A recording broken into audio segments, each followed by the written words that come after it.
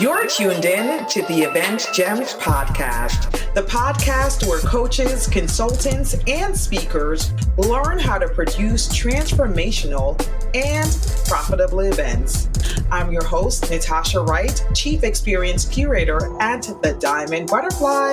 Join me and other industry experts as we teach you how to maximize the power of your next brand building event. Time to drop those gems. Let's fly. Hey Trailblazers, welcome to another episode of Event Gems. I'm your host, Natasha Wright, Chief Experience Curator at the Diamond Butterfly Agency, an event management agency that provides strategic and soul-stirring event management services for businesses and organizations. Welcome to Season 4 of the Event Gems podcast. I am so excited to be back. Had to take a break for a little bit, but we are back for Season 4, and I am just excited for what's to come for this podcast. Last year was such an incredible journey. I had shared with you all that my word for the year was consistency. And so I really thought about what does it look like if I'm consistent with putting out content on social media, if I'm consistent with this podcast and not just hobnobbing it away, right? If I'm consistent with the effort and energy that I was putting into my business, what would that look like?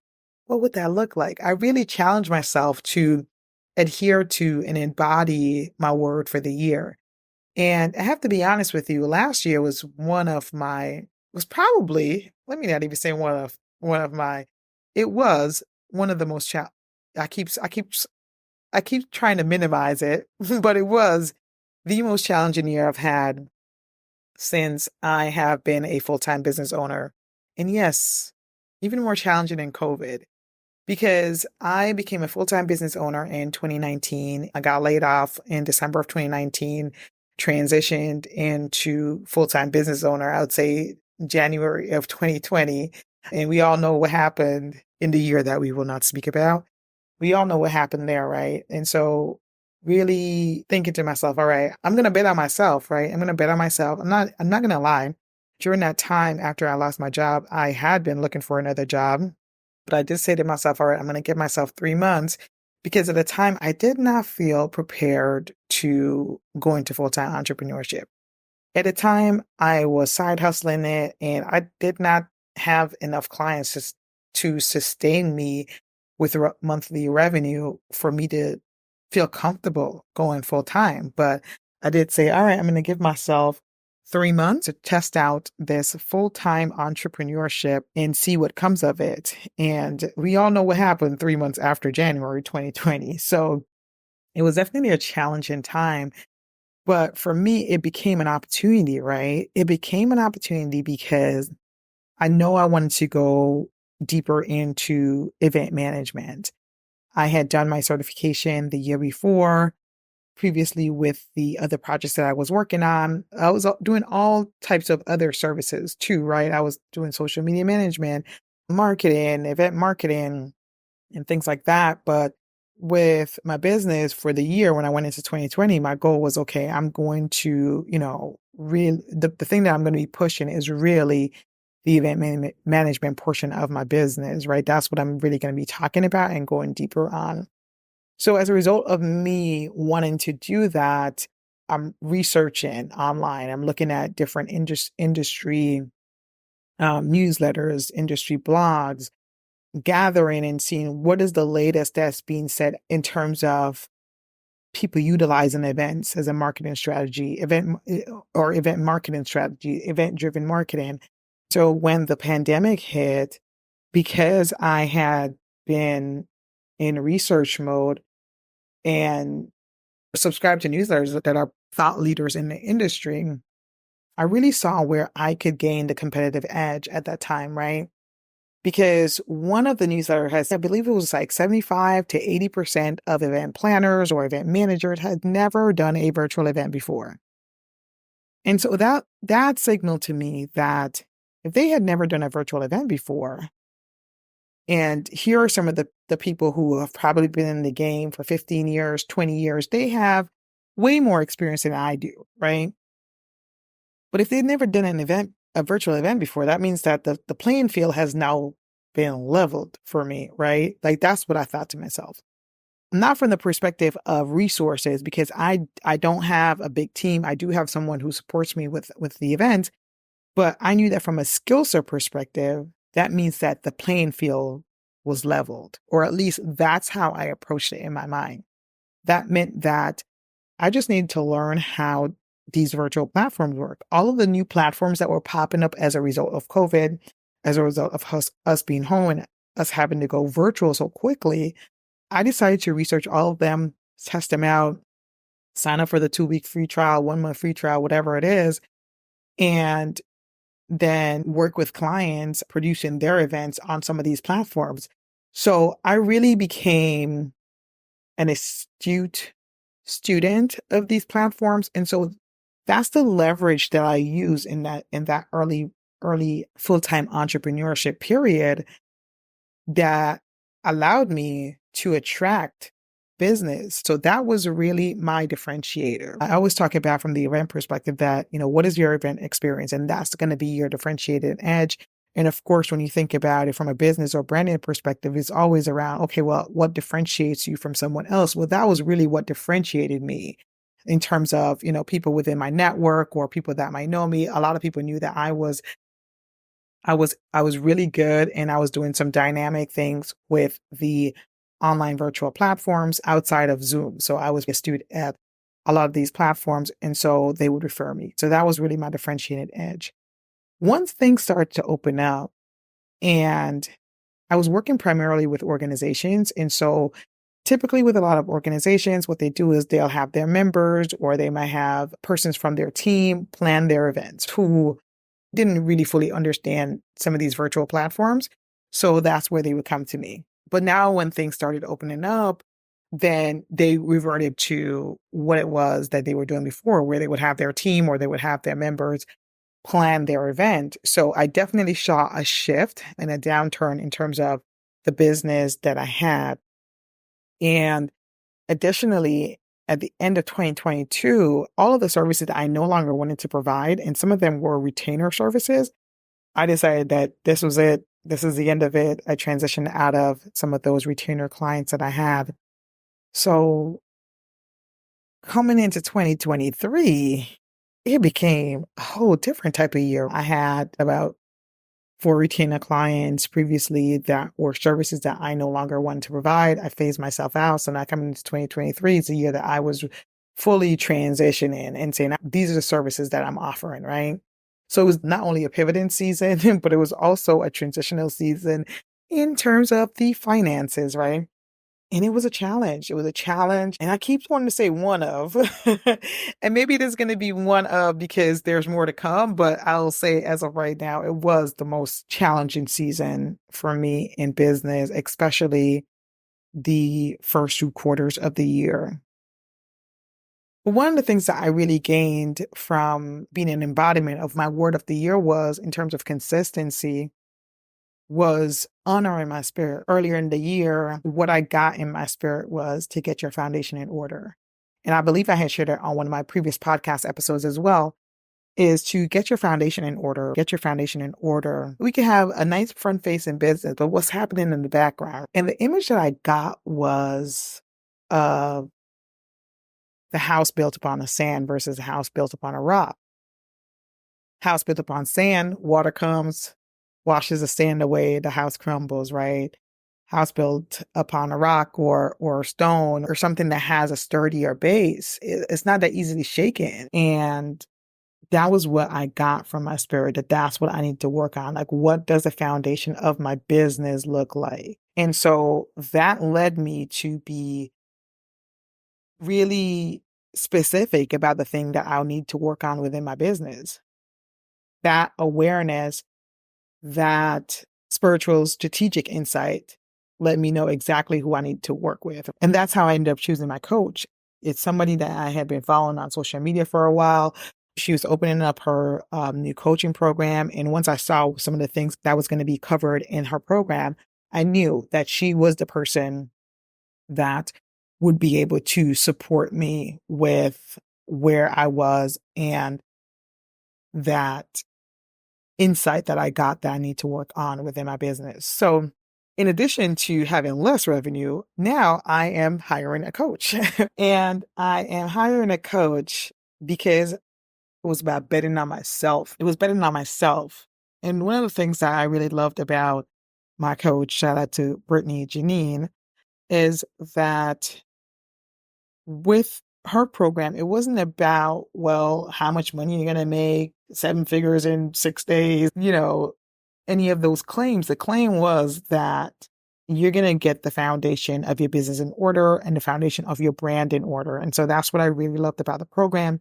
And I knew that if I got that based on what I knew that I needed to do within my business, that spiritual insight, and I knew that if I got the right person to help support me to do that, then I'm betting on myself that it's going to pay off.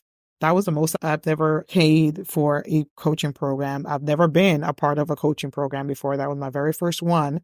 And so I'm someone who I watch people, I study them, I do my due diligence before making that move, especially when you're making a move that is a big financial investment. You want to make sure that not only that the person is able to help you, but that their values align with your values. So that was more so than anything else what was important for me. I knew that she was skilled, but I also wanted to make sure that our values aligned.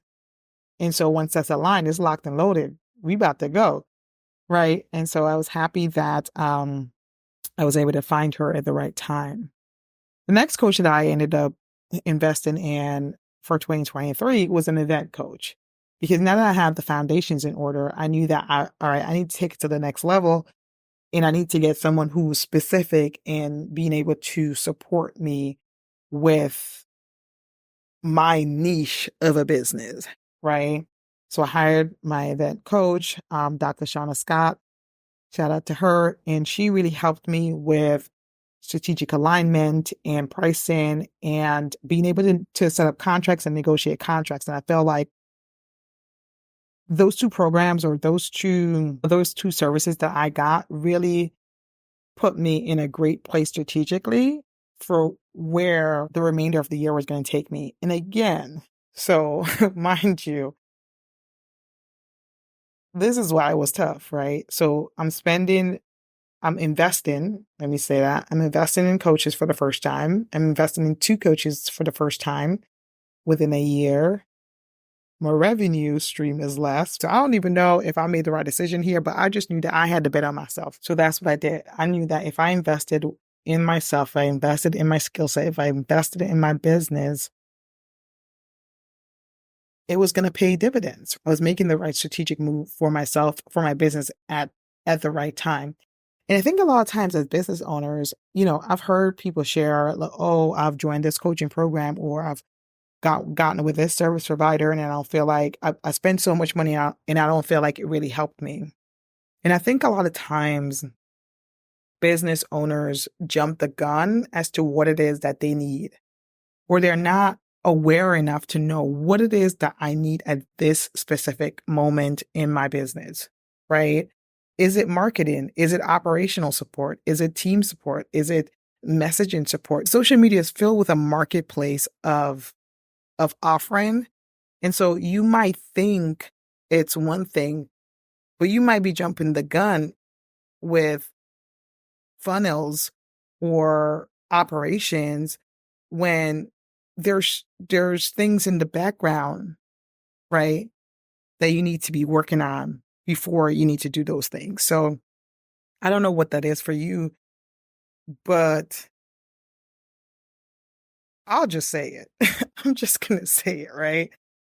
Listening to what your spirit is saying to you is a strategy, a business strategy. That's just always been how I've operated my business. That's just always been for me. And I'm not going to say always, right? But within the key moments within my business, it's either I've gotten a spiritual insight, I have prayed, I have asked for what my next move is, and I got a flash of inspiration or insight as to what the next move might be.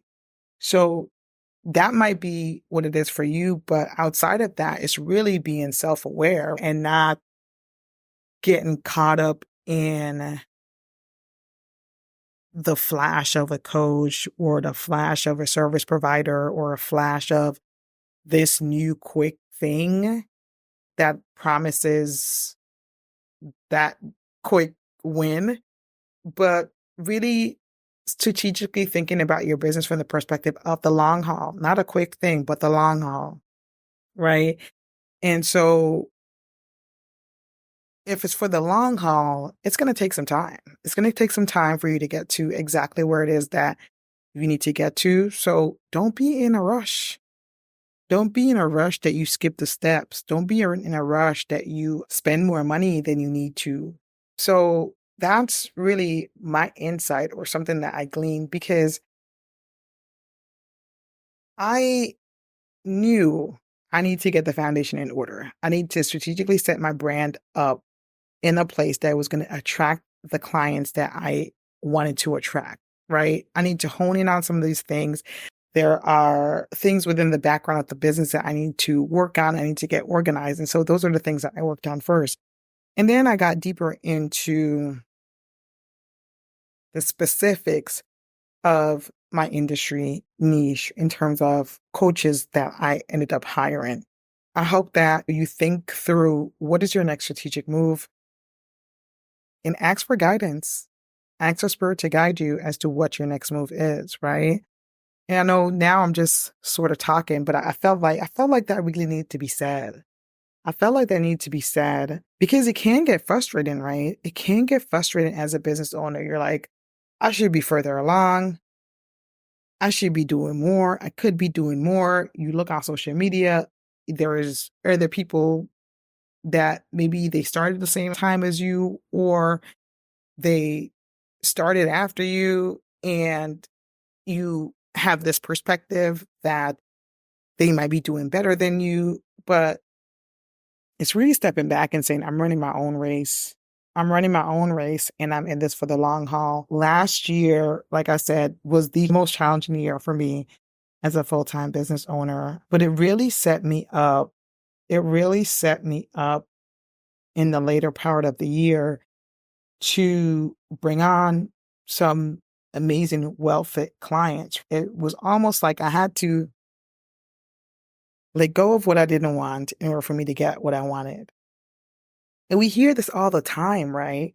We hear this all the time. You have to make room for more of what it is that you want by saying no to the things that you don't want and inviting that into your life. And so that's what I did. But that transition was really, really hard. What do you hold on to in those tough moments of entrepreneurship? What do you hold on to in those moments where you feel like you want to give up? Because I definitely felt like I wanted to give up last year. I was like, can I just go and get a cabin in the woods somewhere and live out the land? That was literally a thought that I had and what felt like a very real thought. It wasn't a real thought, but it felt like a very real, tangible thought, right? What do you hold on to? What is your foundation? What keeps you going? Because this journey is tough. It's tough. It can be stressful. It's up, it's down, it's up, it's down. And it's a constant evolution of who you are. And you bump up against another version of you, or you bump up against a part of you that sabotages you. And you're like, oh my God, you go here, you again, right? But at the same time, bumping up against a part of you that's sabotaging you, but still having that part of you that wants to grow, that wants to evolve, that wants to be better, that wants to do more, that wants to excel, right? And so which version do you feed? Which version of yourself do you feed? And how do you continue to stay motivated? How do you continue to stay motivated in what could seem like the winter of your business? It's a challenge. And as you go through these challenges, your capacity to handle more expands because that season of my business taught me that I had well, not taught me, it empowered me to expand who I was and how I deal with challenges. The person that came out of that season was an expanded version of who I was because I saw I could get through this. I know that there's another side, and I know that on the other side of it is an expanded capacity.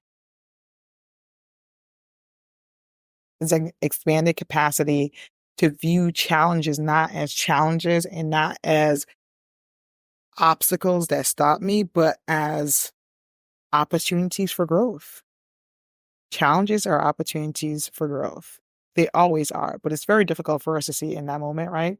It's very difficult for us to see when we're going through it. And you come through on the other side, you're like, oh, okay. I see why that happened to me. Who am I becoming? Who am I becoming as a result of this challenge that I just went through? Sometimes as business owners, you might feel like we're going through this thing alone. And sometimes you just need to hear, yeah, it's hard. Yes, it's challenging. But whatever it is that you're going through right now is expanding your capacity to handle more. Whatever it is that you're going through right now is expanding your capacity to handle more. Whatever it is that you're going through right now is not to stop you, is not to discourage you, is not to put an obstacle in your way. Is to expand your capacity to handle more. Because a bigger version of you is out there, right? A bigger version of you is out there. There's going to be so many other challenges that we're going to bump up against as we continue to move forward with our business, as we continue to embark upon this journey of personal development and personal growth. Because I truly believe that your business is an exercise, a full-on experiential exercise in personal development and personal growth. You get a chance to see it real time. You get a chance to see where you're stopped. Get a chance to see it real time and challenge yourself to go beyond. So when I started this episode, I had no idea where I was going with this episode. I knew that I wanted it to not be a prepared episode.